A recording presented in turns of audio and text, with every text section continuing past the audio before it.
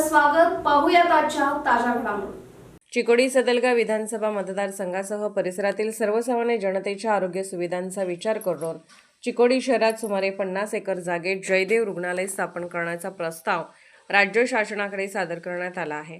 येत्या राज्याच्या अर्थसंकल्पात या प्रकल्पास मान्यता मिळावी अशी मुख्य मागणी मुख्यमंत्री सिद्धरामय्या यांच्याकडे करण्यात आली असून लवकरच रुग्णालयासाठी जागा निश्चित करण्यात येणार असल्याची माहिती आमदार गणेश हुकेरी यांनी दिली. मांजरी येथे डॉक्टर जे.बी. माने यांच्या रुग्णालयातील अतिदक्षता विभाग व अत्याधुनिक व्यायामशाळेच्या उद्घाटन प्रसंगी ते बोलत होते. या कार्यक्रमाला अंकलीचे श्रीमंत महादजी राजेश शितोळे सरकार, माजी जिल्हा पंचायत सदस्य पांडुरंग माने, माजी ग्रामपंचायत अध्यक्ष बसवानी नरवाडे तसेच KLE रुग्णालयाचे डॉक्टर धीरज पोळ, डॉक्टर अरविंद मिंचे, अनिल पाटील यांची प्रमुख उपस्थिती होते. प्रारंभी डॉक्टर जे.बी. माने यांनी स्वागत व प्रास्ताविक केले. आमदार गणेश हुकेरी व महादजी शितोळे सरकार यांच्या हस्ते अतिदक्षता विभाग व व्यायामशाळेचे उद्घाटन करण्यात आले.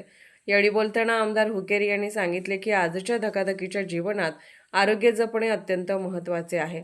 बदलत्या आहार पद्धतीमुळे व विषारी अन्नामुळे अनेक गंभीर आजार सुद्धा वाढत आहेत. त्यामुळे सेंद्रिय आहार, नियमित व्यायाम व योग्य वेळी उपचार घेणे आवश्यक असल्याचे त्यांनी नमूद केले. कार्यक्रमात महादजी राजे शितोळे सरकार, अनिल पाटील, श्रीपाद गिरी यांनीही मनोगत व्यक्त केले. यावेळी विविध क्षेत्रातील मान्यवर, डॉक्टर, सहकारी संस्थांचे पदाधिकारी व ग्रामस्थ मोठ्या संख्येने उपस्थित होते. कार्यक्रमाचे सूत्रसंचालन व आभार सिद्धार्थ गायकवाड यांनी मानले. SB न्यूजसाठी इंगळेहून राजू कोळी. ಮಹಾವೀರ ಜಯಂತಿ ನಿಮಿತ್ತವಾಗಿ ಇವತ್ತು ಡಾಕ್ಟರಿಂದ ಹಾಸ್ಪಿಟಲ್ ಪ್ರಾರಂಭ ಮಾಡಿ ಜೀವವನ್ನು ಈ ಒಂದು ಸಂಕಲ್ಪ ಇಟ್ಟ ಇವತ್ತು ಈ ಉದ್ಘಾಟನಾ ಕಾರ್ಯಕ್ರಮ ಇಟ್ಟಿದ್ದಾರೆ.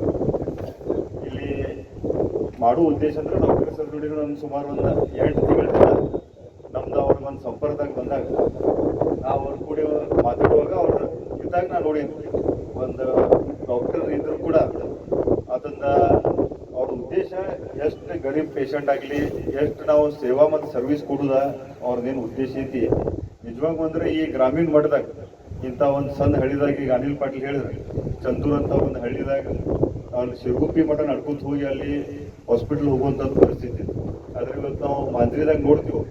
ಇವತ್ತು ನಾವಾಗಲಿ ಪ್ರಕಾಶನ್ ನಾವು ಹೋಗ್ತೀವಿ ನಮ್ಮ ನಾಯಕರು ಈ ಭಾಗದಾಗ ಮೊದಲೇ ಯಾವ್ದು ವಿಶೇಷ ಕೆಲಸ ಮಾಡಿದಂದ್ರೆ ಇವತ್ತು ರೋಡಿಗೆ ಹೋಗಿ ಬರುವಂಥ ಸಂಪರ್ಕ ಮಾಡಿದ್ದಾರೆ.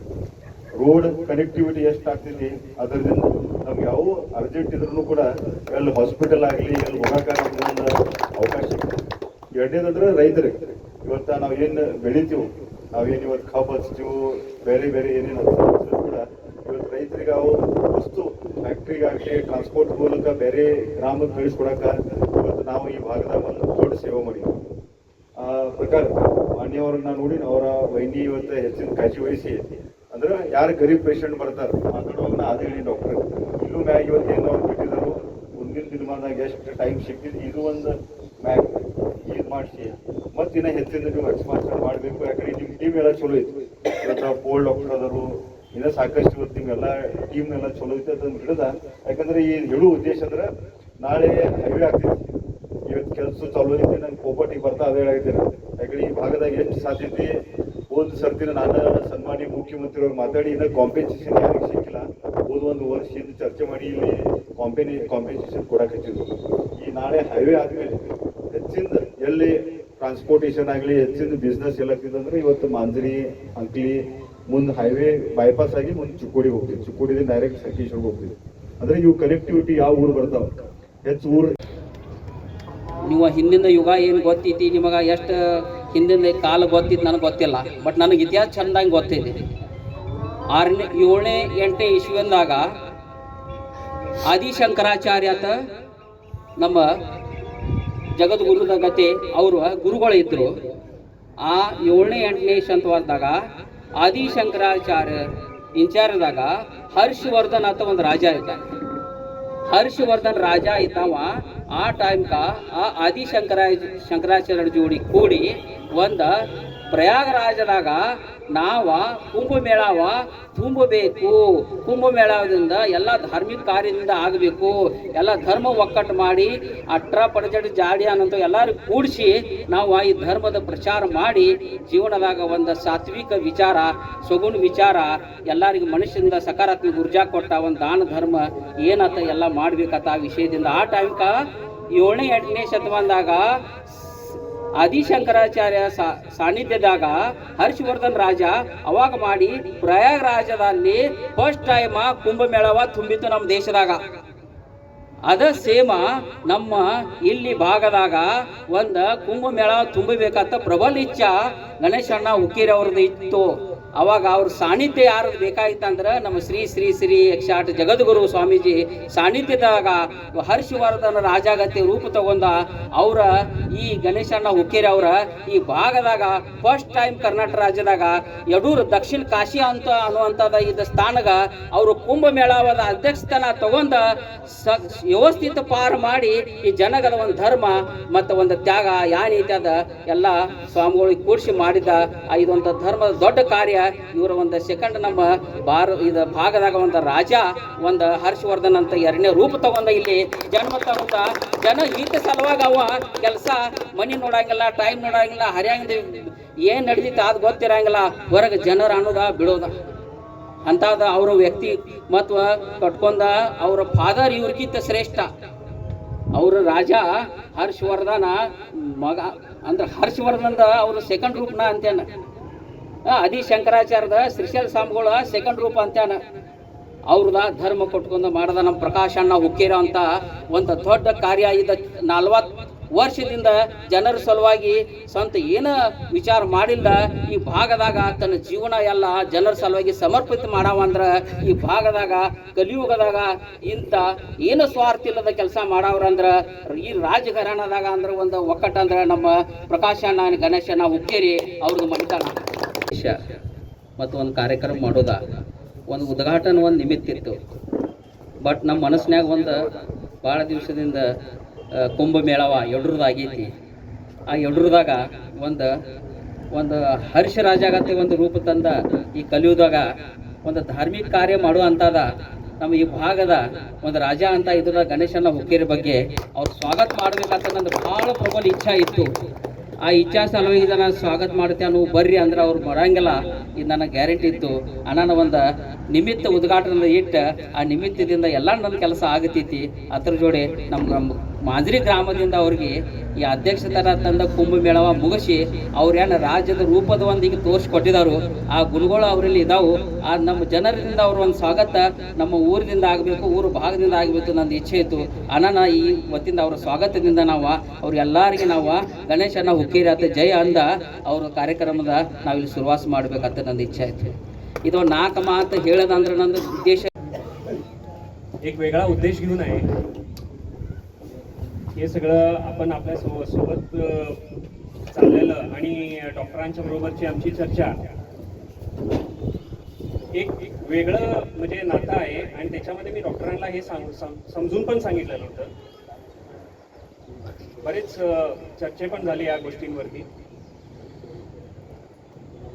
सगळ्यात आधी म्हणजे सांगायचं की डॉक्टरांनी एक विचार जो होता त्यांच्या मनामध्ये तो इथं पुढं आपल्या समोर मांडून त्यांनी दाखवलेला आहे की बाबा आपण पुढचा पहिला पाऊल जेव्हा आपण टाकतो आणि त्याच्यावरती विचार करून त्याच्यावरती प्रबळ असली आपली इच्छा तर ते साकार कसं होतंय हे पहिलं मुद्दा आहे. आणि दुसरं तुम्ही चेष्टा म्हणून समजा किंवा त्याच्यात सिरियसनेस असला तरी डॉक्टरांनी 2 भाग एकदम व्यवस्थित बॅलन्स केलेले आहेत. जर आपल्याला आपली तब्येत सांभाळायची नसेल तरी डॉक्टरांच्याकडे या, आणि जर तब्येत सांभाळायची असेल पण तरी डॉक्टरांच्याकडे या. म्हणजे कसं की जिम काढले, व्यायामशाळा काढलेली आहे. जर माणसांना वाटलं की आपल्याला व्यायामशाळा खर्चिक आहे तर हॉस्पिटलमध्ये घुसा, बघा प्रयत्न करून कुठलं खर्चिक वाटते. तर ह्याच्यामधला मुद्दा असा आहे की आम्ही लहानपणापासून ऐकत आलेलो आहे की हेल्थ इज वेल्थ. जर आपण आपल्यासोबत आपली तब्येत असेल तर आपल्याला कदाचित डॉक्टरांची गरज लागणार नाही. ह्या दोन्हीचा डेडली कॉम्बिनेशन या वास्तूमध्ये आपल्याला समजून येतो. म्हणून खालच्या बाजूला पहिलाच प्रयत्न केला आहे की त्यांनी जिम काढलेला आहे आणि त्याच्यासोबत ICU पण आहे. दोन्ही बाजू त्यांनी मांडलेली आहेत, ज्याच्यामध्ये आपल्याला विचार करायला लागणार. माझ्याहून वयाने भरपूर मोठे वयस्कर इथं डॉक्टर पण आहेत, वरिष्ठ मंडळी पण आहेत.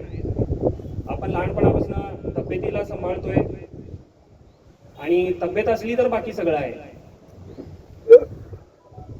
त्या उद्देशानं मला पण विचार आला की माझा आवडता विषय घेण्यात आलेला आहे. तर मग मी डॉक्टरांना म्हटलं एक शब्दावरती की बाबा मला ही माहिती पण नव्हतं की डॉक्टरांनी हे केलेलं आहे, कारण माझा प्रवास चाललेला होता आणि त्यांचा फोन आला आणि मी म्हटलं काही पण कारण असो मी येणार, तर माझा आवडता विषय आहे. तर ह्या संदर्भात आपण सर्वांनी एक विचार करायला पाहिजे की जितकं होईल तितकं जर आपला खर्च हॉस्पिटलमधने न वापर करता आपल्या तब्येतीवरती आपण इन्व्हेस्ट केला तर कदाचित आपलं जरासं हे जे काही आजारपण आहेत त्याला आपण टाळू शकतो. इतकं बोलून 2 शब्द मी माझे नेते माननीय आमदार गणेश नवकेरी व मांजरीचे पांडुरंग माने, गिरी महाराज, अंकलीचे शेतोळ सरकार व नरवाडे काका, जमलेले सर्व डॉक्टर आणि मानेंच्यावर प्रेम करणारे सर्व. सरांनी सांगितलं, डॉक्टर माने सरांनी सांगितलं की 3 वर्ष झालं मी हॉस्पिटल चालवतोय.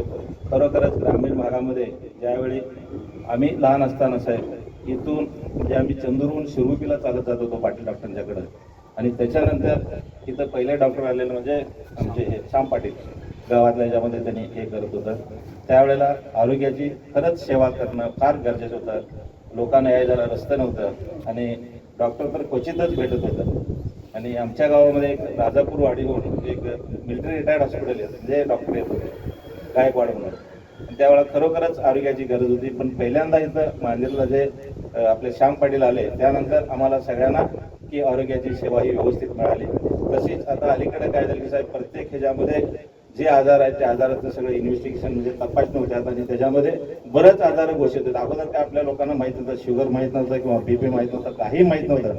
पण आता अलीकडे काय झालं की सगळ्या टेस्ट होत असल्यामुळं की सगळंच आजार म्हणजे आपल्या शरीरात असं वाटतंय आणि ते सगळं इथं उपचार त्या दवाखान्यामध्ये म्हणजे आपण करून घ्यायला पाहिजे. त्याच्यासाठी हे सगळे डॉक्टर म्हणजे आता चांगल्या पद्धतीने वेल एज्युकेटेड होऊन चांगली सेवा देत आहेत. आणि खरोखरच माने डॉक्टरच्या बद्दल सांगायचं गेलं तर साहेब 24 तास उपलब्ध असतात आणि रोगींना म्हणजे जे आता पेशंट येतात त्यांना अगदी चांगल्या पद्धतीचं ट्रीटमेंट देतात. कारण मीही त्यांचा पेशंटच आहे, कारण बऱ्याच वेळा मी त्यांच्याकडे घेऊन गेलोय. माझी फॅमिली सुद्धा यांच्याकडे येतात आणि डॉक्टर असू देत किंवा आमच्या डॉक्टर वहिनी असू द्यात, त्या चांगल्या पद्धतीनं आपल्या रोग्याला सेवा देऊन हे हॉस्पिटल अगदी चांगल्या पद्धतीने आज तुम्ही जे उद्घाटन केलं आहे त्याच्यामुळे तर ह्या भागामध्ये हे ICU केअर अगदी चांगल्या पद्धतीनं चालत ही अशी मी भावना व्यक्त करून माझं. राजकीय, सामाजिक, आर्थिक असा सर्व घडामोडींचा आढावा पाहायला विसरू नका SB न्यूज चॅनल आणि नक्कीच सबस्क्राईब करा.